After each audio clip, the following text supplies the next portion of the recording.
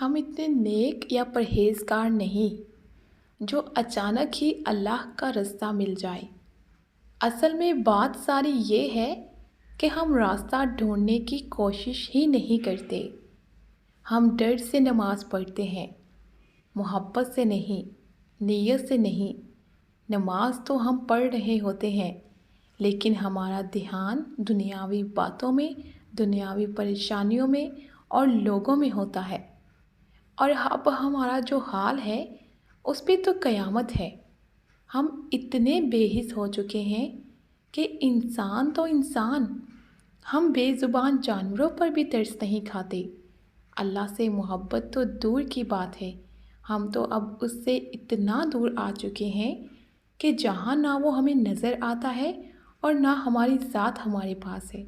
بس ہم کھو گئے ہیں، ہمارے گناہ اس قدر بڑھ گئے ہیں کہ اب ہمیں گناہ بھی گناہ نہیں محسوس ہوتے۔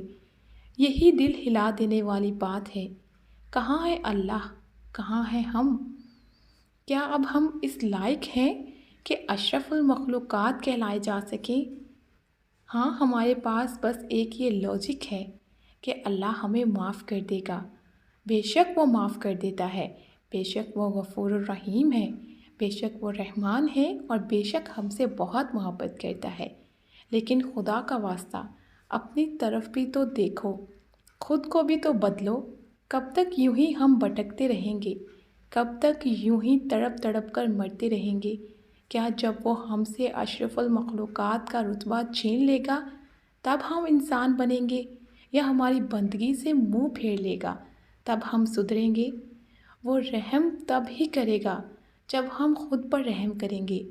وہ راستہ تب ہی دکھائے گا جب ہم اس راستے کو ڈھونڈیں گے، اللہ سے محبت کریں گے اور اس کی نیک دل سے عبادت کریں گے۔